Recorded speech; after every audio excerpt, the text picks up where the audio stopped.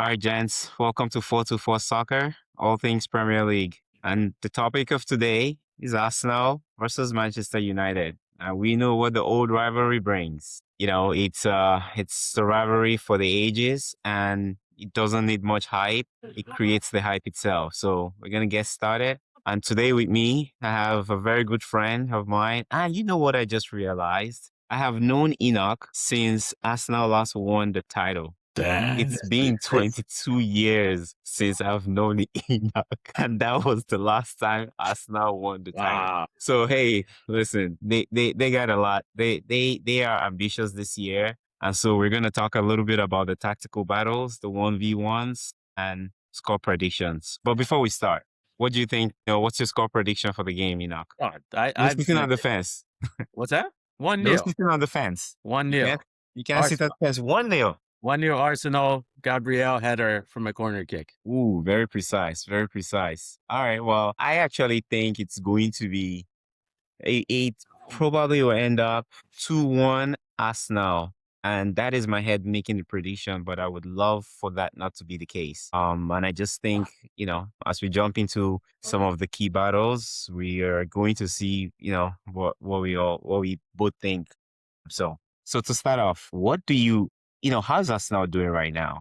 What gives you confidence in what they're playing, how they're playing? Man, I mean, Arsenal is doing really well. But as an Arsenal fan, there's always caution, right? And everyone's like, why don't you start celebrating early? Well, I mean, we're only 4 points as of today ahead of Man City. But for the first time in the past couple of years, I would say that they're better than Manchester City is. They're playing better. It's a more complete team than City. City's just got Mark Way. He's got to find his way in, but their defense was not very good. Arsenal's defense is really solid, and what they've done is actually bringing in rotation players that can come in, and they could start in any team. You can get Mascara and Capia; they can go somewhere else and be starters there, so they can fill in whenever people are injured. The midfield looks pretty well. Rice and Zubimendi look pretty solid. Can slot in there as well when needed, and he does pretty well.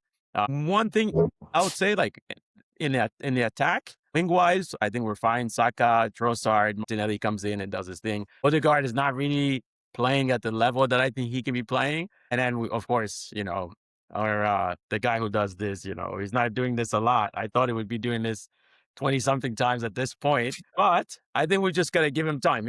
He's adjusting. He got a goal last game. And now we have Jesus back. Havertz is coming back. So I think it's a pretty full, complete team where people can come in and still nothing really changes. You don't have a huge drop off. Like imagine no Fernandes for United for a week. Like no midfield, right? So I think this is like the most complete team in the Premier League right now. Yeah, you know what? I agree with you, and I think that's very very important. I think finally Arsenal have two teams where they can interchange and there's no drop in form, right? And I can't say the same for United. United are still finding their feet at this point in time. But the one thing that definitely still makes me feel a little bit comfortable about United going into the game is they have, I believe, the highest XG, for in the Premier League this season. And if you come to think about it, the statistics between Arsenal and United this season are not too far apart, except one very important stat, which is the defense. Defense and wins. Yeah, defense wins. So Arsenal right now have 40 goals scored to date, and they have 38. They have 27 assists, and United have 25 assists. But the goals against, Arsenal have 14, and United have 32. So I think your defense probably leads you to victory in this game. And Arsenal have always been have limited most teams in creating chances. But I think with the players, the upgrade United had brought in over the summer gives them a fighting chance. I definitely agree. I mean, I'm gonna say this for Jeff. Right, Jeff is gonna watch this. If you guys play King Harry Maguire, I mean, anything is possible in your defense, right? And I think he's gonna start. And I think Maguire would do well, right? I mean, he's a pretty solid guy in the back. Just now that we've gotten that out of the way. Hold on a second. He's a solid guy in the back. Where you're not a United fan. Where your other teams, you won Maguire. We love King Harry, man. That's what I'm gonna say. If King Harry's watching this, please know that myself and others, we love you. We think you're the best United player right now. Anyways, all that to say, I think so. I think it would be a fight for one. Arsenal and United. I mean, we talk about the North London derby, right?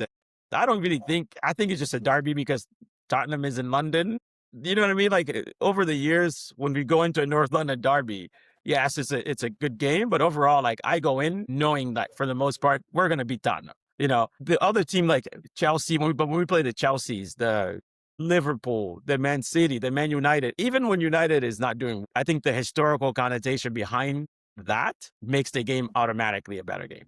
You don't see like United could be on their last leg or Arsenal's, or besides, I mean, there have been times where, there was a whooping by one team over the other team. Not going to say which ones. It happened every once in a while, but overall, Now, are you talking about a hey, few years ago when Arsenal took 8-goal shipping from United? what are you talking about? Like, You this is remember a few 2012. years ago when This is when Man 2012. I U beat remember. Arsenal 8-2? Let's not go back. There was a time we beat you guys 6-2 as well. So it I don't happened. remember. I don't remember Exactly. the date See, right now. selective memory. But all that to say, those games tend to be very, very tight because both players know. I mean, these are the top clubs in Europe, top clubs in the UK. So it doesn't matter where the one team is versus the other. I think you're gonna get a good game.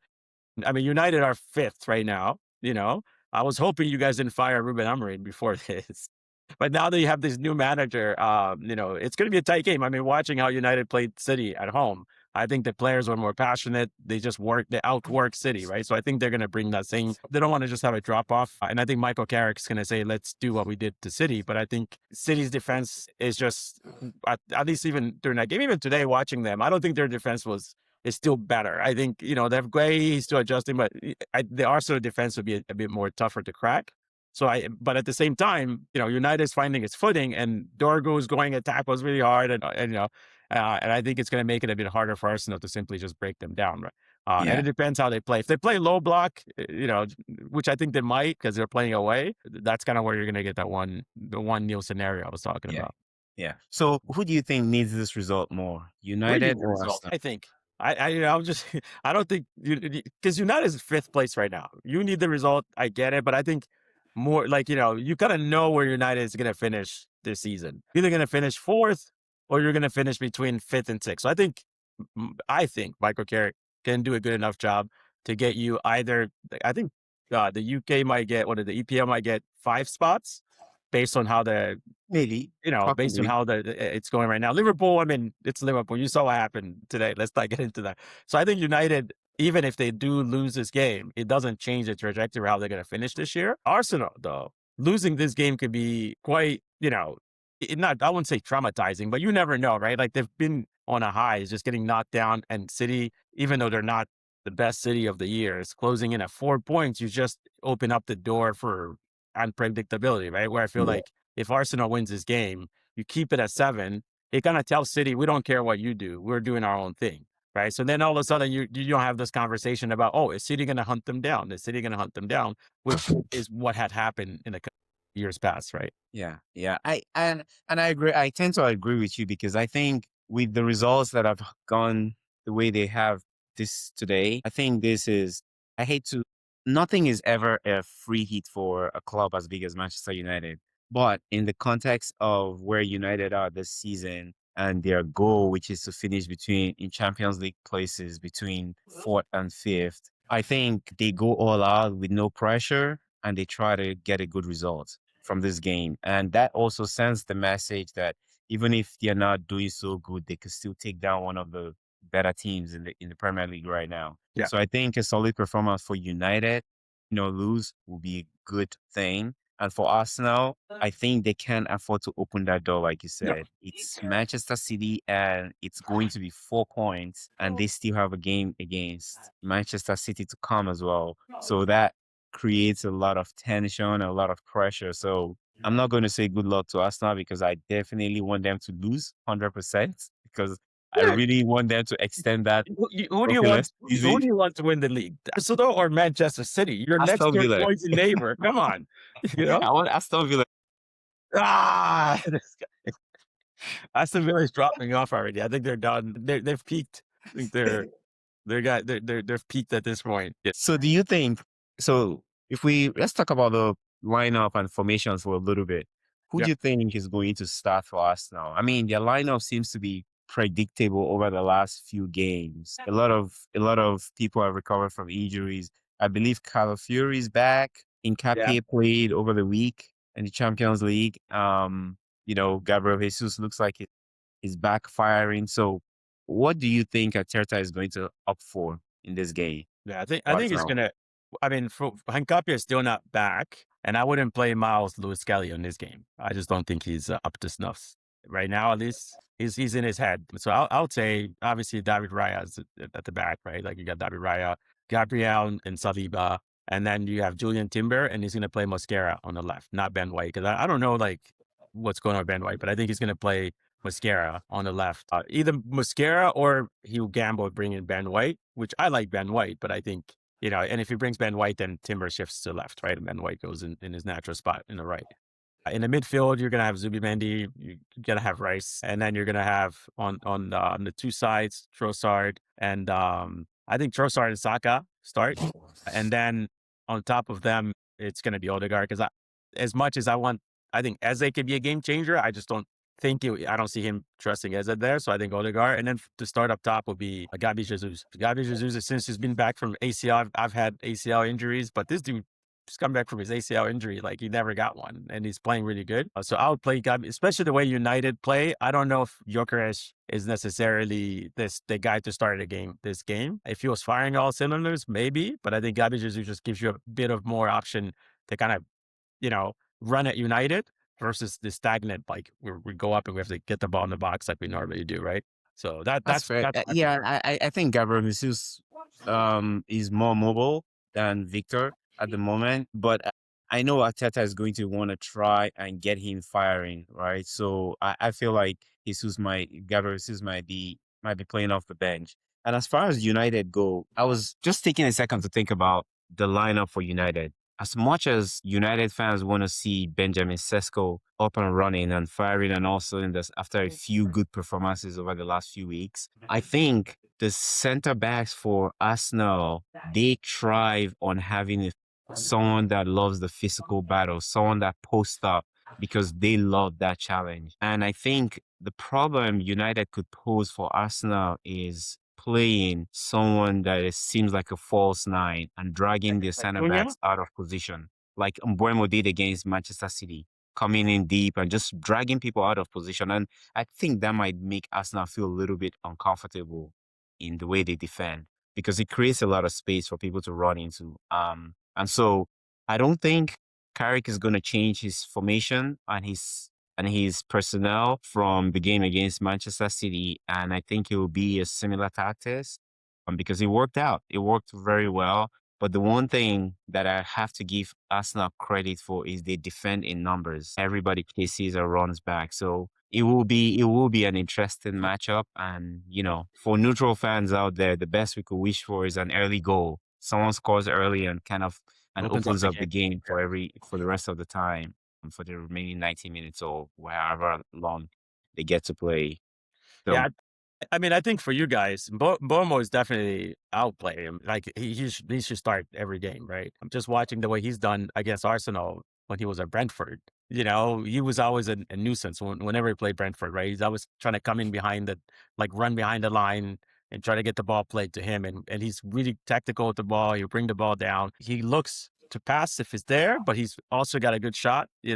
So I think definitely having him versus Sesko. But I'll say this though, I think the more recently I've been watching United, and I don't like United, but I've been watching Sesko, and like there's just like four strikers I got brought in, right? Three strikers. What was it? Is it three or four? The guys. We got Gyökeres, Sesko, and four, Ekitike, and then the other guy. So watching them to see like how they're playing, and I think Sesko is finding now figuring out the Premier League. He's strong. I think the EPL like Premier League defenders are much stronger. He's going to build up his strength, but I see him like holding the play and actually giving United more time to push up, right? Where I felt like your first few games, and tell me if I'm wrong, maybe because of the formation, it felt like you were rushing things. And there's no one there to hold the ball to bring in the people because to get everybody up. And Sesko has been able to hold the ball, play it back to Fernandez, and everybody's pushing up, and then he gets the ball up. So I don't know. Bomo could be a nuisance, but I think maybe starting Sesko could just be the game he's looking for to kind of show Yeah. everybody what he can do, right? So Yeah, yeah. It wouldn't surprise me, and I mean, maybe if there was going to be any surprise, maybe Sesko comes in, and I think just because of the height Arsenal have on corners and set pieces, might just be a factor that weighs into the thoughts of Carrick. Maybe bring yeah, having Sesko on the field to at least as an extra height when corners happen, because Arsenal, we have to accept, are very dangerous on corners and set pieces. So Carrick has to respect that and, figure out a way to defend those and not give up easy goals. And which is how Arsenal won the yeah. first meeting this What's season. United's current formula? Formation. Sorry, formation. What's the current? Because you were playing 3-5. Was it 3-5 something? 3-5-2 It, with yeah, it was more like 3-5, 3-5-2, 3-5-3, right? With right? But I think last weekend we played more or less 4-4-2 to simplify it, okay, yeah, 4-4-2, right? And we had Maino, Casemiro, Bruno, and Ahmad, and who else? And Dogo, and Dorgu, yeah. Was it Dorgu so playing left back? No, oh, right. if you like look deep down into the way the game actually flowed, seemed like a 4-4-1-1 formation, Yeah, because okay. Bruno is never really beside Mbuemo. He's It was like always in kind of. between Yeah, Casemiro and yeah. Okay, so it would um be. I guess then you have to pick between the two because I know before you could have, with the old formation, right? I don't know, whatever Bruno Amorim's genius was, you could probably fit in Boimo and Sesko in the same game, right? But without sacrificing Bruno, which is the guy I think you guys who could be a difference maker is your boy. I don't know, you got to find a way to. I think Cunha comes in and maybe does something because I think Cunha, like one thing that we like Arsenal have struggled with is players running at them, like direct run. I think when the passes are coming in or they're trying to go around, Timber's really good at that. That's stopping those. Saliba's pretty good. Gabriel's pretty good, right? Even with Mascara coming in. But when a guy's running at us, if you see a lot of the goals we conceded this year, it's just someone just running. And then you're like, what is going on? Like, the miss the tackles, right? So I think Cunha is actually pretty good at that. So I see him coming off the bench, at some point in the game and just running at the defense. But I mean, I wouldn't start him though. I don't think he's, you know, like to yeah. start a It- game, it- it will be too intense and he'll drop off. So I wouldn't. But coming off the bench, I think he could be a difference maker. I've always admired Cunha from his days at Wolves. I didn't watch him much before he got to Wolves, but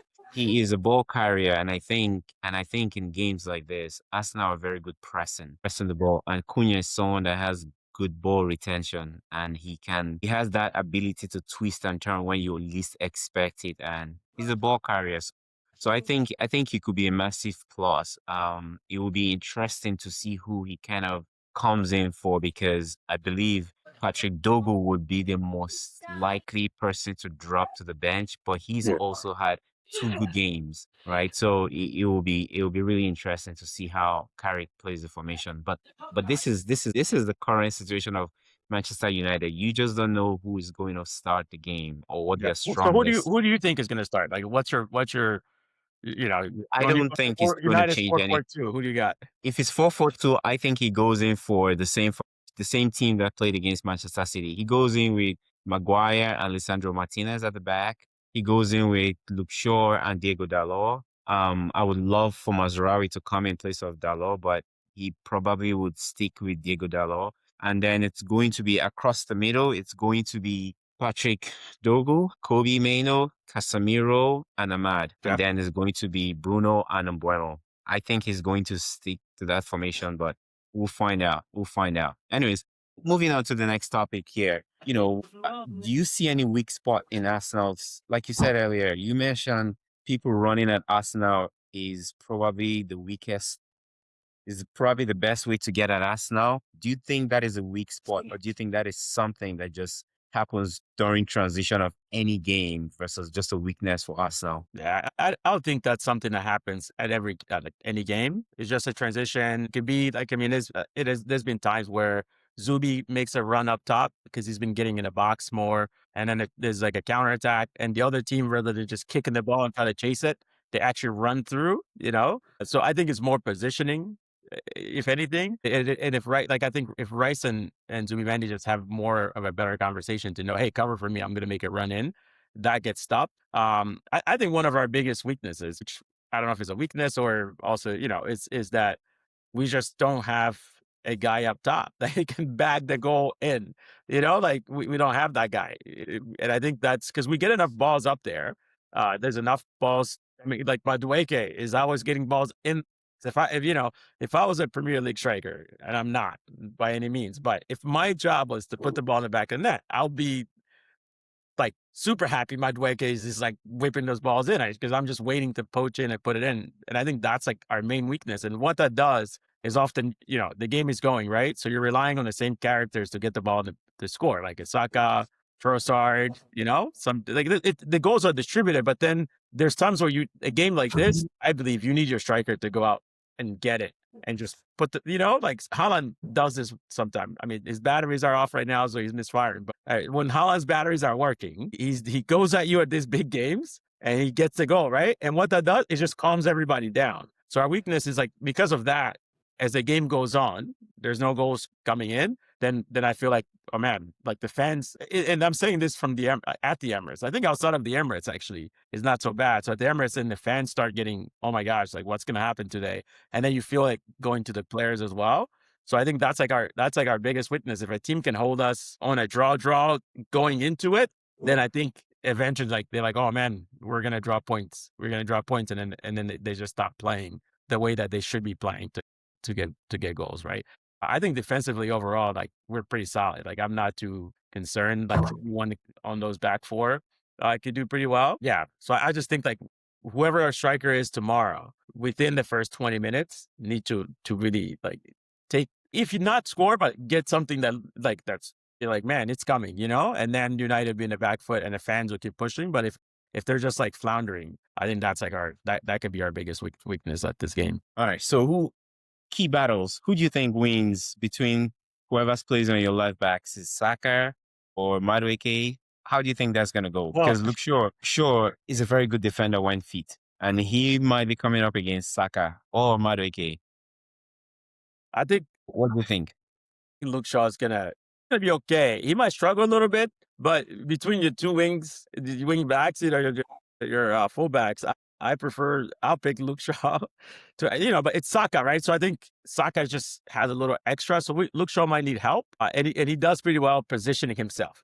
But the guy who's really going to struggle, and he might get a red card, is on your other wing. So on the Arsenal's right wing, I think you guys will be fine because Luke Shaw's. How many times Luke Shaw got red cards recently? How many yellow cards did Luke Shaw got? How often do you see Luke Shaw just launching at people with no care for human life, or getting caught? At one point I thought Diogo Dalot was your new striker that you guys signed, right? You know what I mean? Like, so I think if I'm Arsenal or Trossard or Martinelli, in fact, I would put Martinelli there to start because you don't even need to have real smarts. You just need to be fast. And Diogo Dalot was just, I think he's going to struggle. I don't think. But you mentioned Martinelli. I don't think I've ever seen Martinelli have a good game against Manchester United. Probably not in the past, but I feel like, this Diogo Dalot, your defense is a bit shaky. And I think it stems from people coming in from that side, right?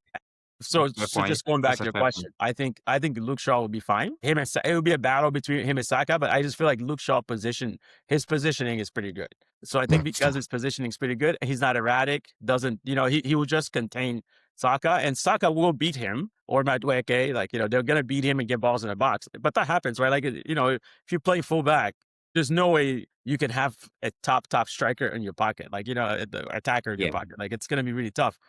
But I think not so top attackers will benefit from the other side. And I don't know because he's playing in AFCON, and he hasn't really, like, he's been playing games, but I feel like the pace and the style of game in the AFCON is a bit different than coming back full throttle EPL. They're coming at you. So I think matchups, I kind of jumped the gun a bit, but like on the two flanks, I think, Luke Shaw and Saka will be a battle, but I think, Luke Shaw will be fine. The other side, whoever's playing for Arsenal there is going to have a field A day. better game. And I think, Yeah. I really think that if you guys don't, if Michael Carrick's not careful, Dalot's going to get a red card because of the past few games even the City game. I thought this guy was going to get a red card, just change the game, and I was like, come on, man, like what are you doing? Like he was going late in tackles, and then he does something where he like pushes the guy, like he's just like, bro, what are you doing?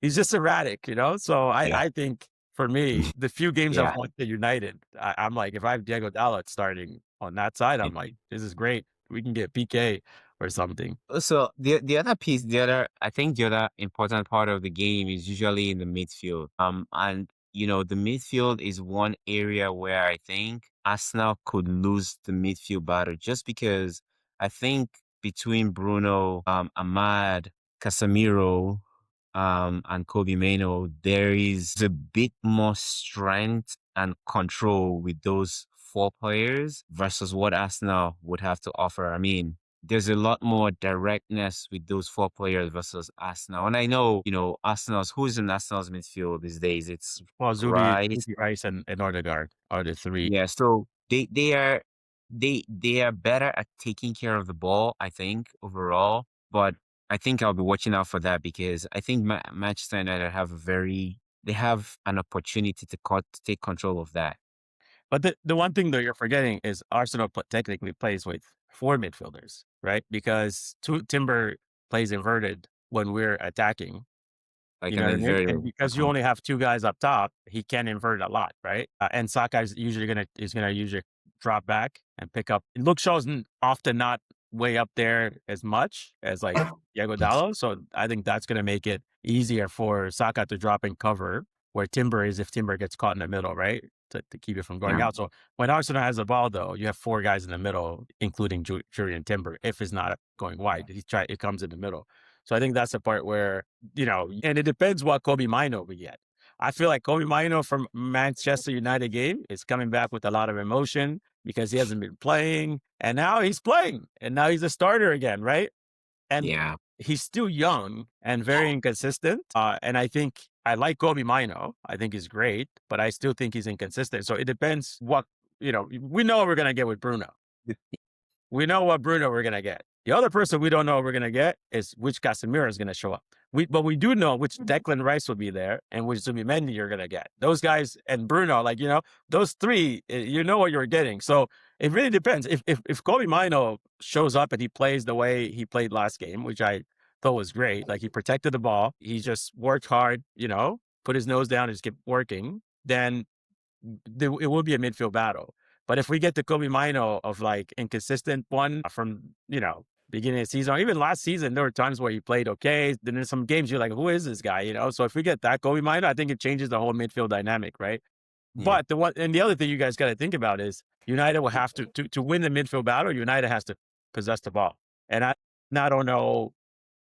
I still don't know Michael Carrick's. Like we've only seen him once, so I don't know what kind of football United are. They possession based? Are they, Interesting enough, I mean, I didn't follow Michael Carrick throughout his coaching stint in, I believe it was Middlesbrough, but I think he has always been a possession-based coach just from the stats I've seen. And however, I think he also is the kind of coach that seems like he respects what the other opposition is all about and sets up his team in a way that will give them the best chance to win. Against Manchester City, I think every opposition will always set up to be on the counter against Man City because they are just very good at possession. I think against Arsenal, they could give up a little bit of the possession. I really don't trust that Odegaard is strong enough to hold on to the ball and protect it without losing it. And I think if United were to fight as much as they did against City, they could actually get a good share of the possession and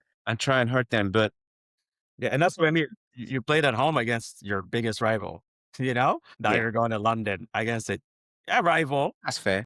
I think the psyche might be different, and that's what I mean. It depends who we're getting, like Yeah. who you get in the midfield, right? Because we know certain people. Like you're gonna get Bomo is gonna be Bomo. He's gonna do his thing. He's gonna run at guys. Ahmad, I love Ahmad. It's great, and I think he's gonna have it. Him and because he's on the right side, so Timber will be there, right? So they're gonna be going at it. So we'll see how that plays out. But I feel like we know what Bruno's gonna do. Bruno's gonna try to open up the space and find passes and take his shots when it comes to it's really going to come down to what Casemiro and Kobe Mino you get. Because if your Kobe Mino and Casemiro are mediocre, you're going to get overran. And the results will be completely different because, you know what I mean? Like, and then Bruno's going to be left kind of picking up the pieces. And what you want Bruno really doing is like a little bit less defensive, kind of like what we let Odegaard do, right? Less defensive, more Yeah. attacking, right? So it really depends on those two guys. Yeah. So I mean, as we draw into this episode, I got two questions. One, what player do you think would change the style? If you had to pick out one player that would turn up with some magic, who would it be for Arsenal and for United? I'll go first. I think for Arsenal, the game changer for this could be Gabriel Magalhaes. Okay. And I just think he's very clever on corner kicks, his positioning, even if he's not winning the first ball, he's getting the second ball or he's peeling off to the back post. So I think he could be he could be key for Arsenal in this game. And from a United standpoint, it's hard not to pick Bruno or Ahmad, but for me, I will pick Ahmad. I think Ahmad is a very skillful player and he is very good at committing players backwards, and that could be dangerous. Listen, I've watched Julian Timber play a lot, and if Ahmad happens to be on his side, I think Julian Timber could get drawn into committing fouls, unnecessary fouls, fullbacks, and that could really spell the game to Yeah. tilt in one way, even if it's a Sure. penalty or a red card or a free kick that is in a dangerous place. So for me, Gabriel Magalhaes, and for United, I think Ahmad. How about you? Yeah, so I mean, I'll start with United. Since you started with by Yeah. I think for United, I would say Brian Bomo would change the game. I would love to say Harry Maguire because he pops in everywhere and he gets. Listen, if you like Maguire that much, reach out to Arteta. Hey, we'll get him, man. We'll come get him next season. Next season, though. This season, we want him to help you guys finish top 5. I would say I think Brian Bomo could be a game changer for you guys. I like his movement in the box. He's always trying to find something. He's always trying to create something. So I'll pick him. For Arsenal, I said Gabriel Magalhaes will score a header 1-0 game. But I think for me, I'm going to say this, and this is just hoping because I missed the guy.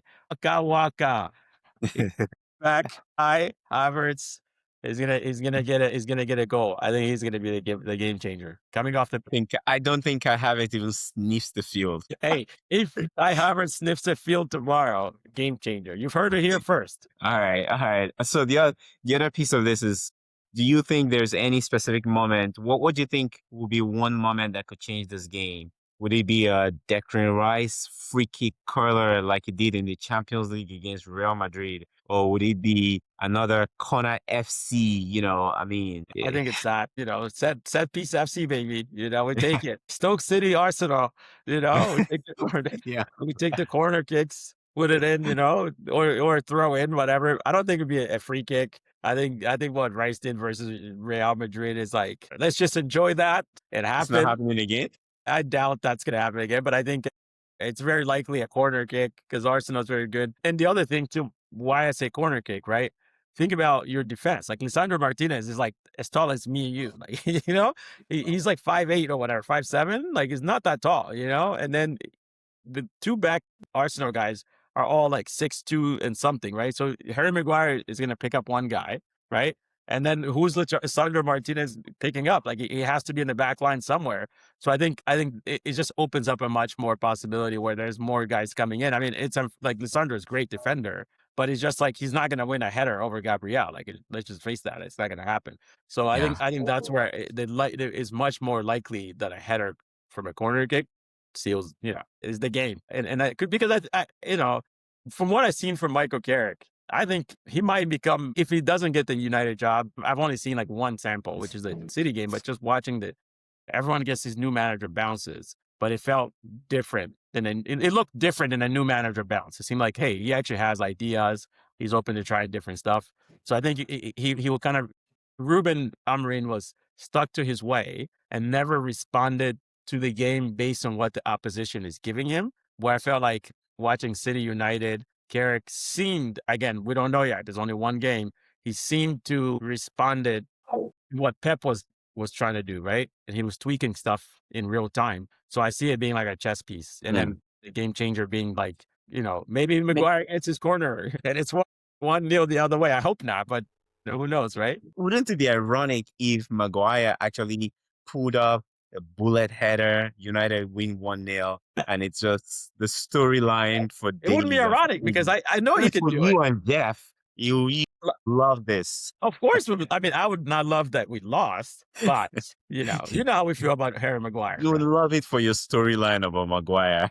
I think that would be the rest of our group chat for the next 2 years. Remember that time Maguire actually did like, that'll be it. Like that's and then Jeff would probably take him to Roma in the summer. Oh my goodness. All right. So here we are at the end. At the beginning of the episode, you said 1-0 Arsenal. You think it's still going? 1-0 Arsenal, header from Gabriel Magalhaes. Set piece Okay. FC. Stoke Doubling City down. Arsenal. Let's go. Okay, you see? All right. So I'll stick to my prediction. I think it's still going, I think it's going to be 2-1 Arsenal.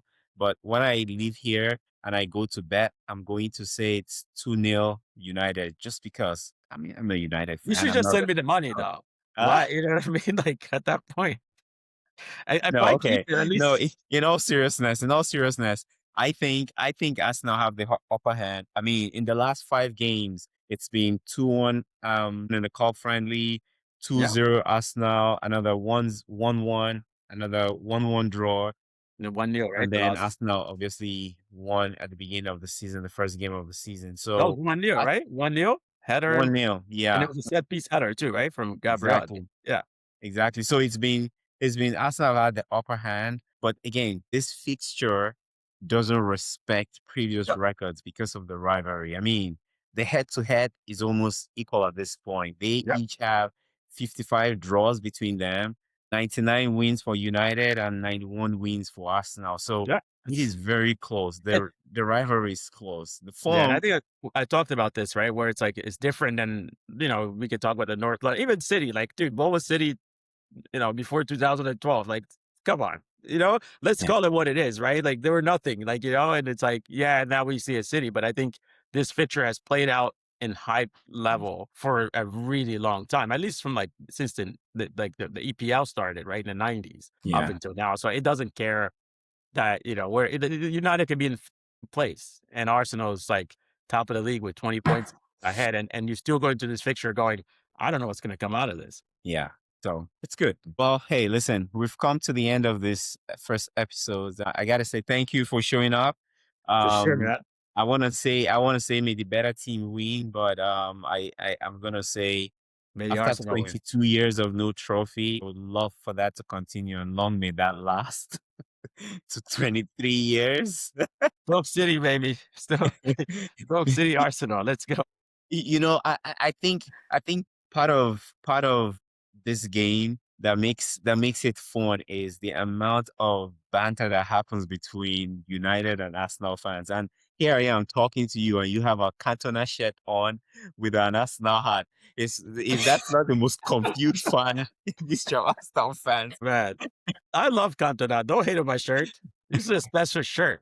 I like what you said, That's it. Because we have a game today. So I love okay. it. I love it. Yeah. So, but anyways, hey guys, listen, sign out. We'll be back again for the post-match recording. Drop your predictions below, like, follow us, subscribe, and we'll be sure to bring you guys more of this. Thank you again to my guest, Enoch, and Thanks, hope to see Kenneth. you again someday on the show. All right.